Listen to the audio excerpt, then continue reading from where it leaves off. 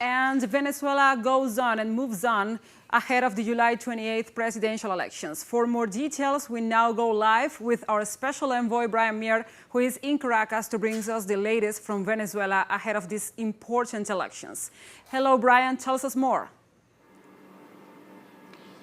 Well, Gladys, Nicolas Maduro campaigned today in the Zulia state. It's a state run by an opposition governor in the city of Maracaibo. Maracaibo is a place that's instantly recognizable to anyone who's ever looked at a map of Venezuela. It's on the edge of that giant lake that you see on all the maps. It's been a center of petroleum production since well into the mid-20th century. And it was especially hard hit by the U.S. government's unilateral sanctions against Venezuela, which started in 2015. The first year after the sanctions, the oil production in the region dropped to zero. And so this was a good place for President Maduro to emphasize some of the key core differences between the Great Patriotic Poles campaign and the campaign of the far-right opposition. Remember that it was the far-right opposition that asked for the U.S. to give the sanctions, and as a result, hundreds of thousands of jobs were lost in the Maracaibo region, not just on the oil platforms, not just in refineries, but in all the different industries that are part of the petroleum production chain.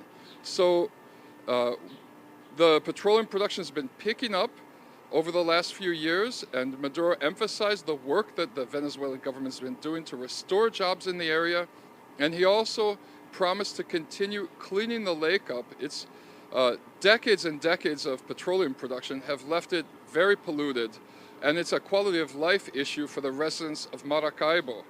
Now, it's important to note that although a lot of media attention internationally is given to the US-backed far-right opposition, which is connected to the international far-right network of Steve Bannon, Donald Trump, the European far-right parties, there's other candidates that are also running for president this year that have positions that are, as Steve Elner recently pointed out in an article in NACLA, more ideologically aligned, or at least they would seem that way, with the Democratic Party, more moderate candidates. But unfortunately, the Democratic Party continues the same line that the Trump administration had in terms of its relationship with Venezuela.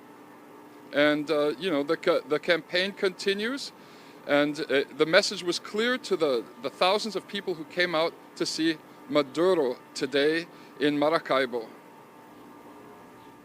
Right, Brian, I have one small or short question for you. As we know, one of the main narratives and one of the main ideas that the extreme right wing and the international media are propelling is that there are only two main candidates in this election. You know, the ruling party, the Great Patriotic Poll, and also on the other poll, in the other extreme, there is just, the round table, the unity round table, known as MUD in Spanish. So I have to ask you, what about the rest? What about what's in the middle of these two main candidates? What is happening there in your conception, in your view of this issue?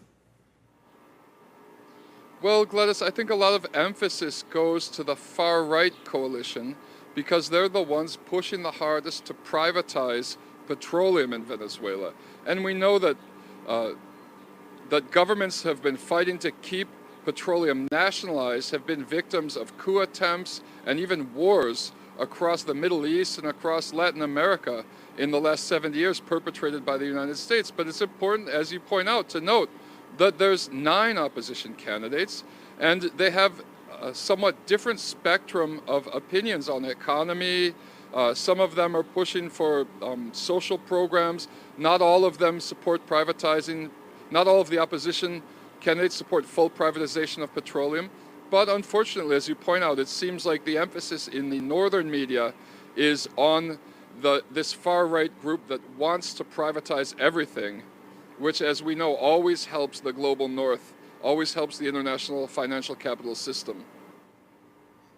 Thank you, Brian, for all the details, all the information, and we will be waiting for you in further broadcastings. Thank you, Brian.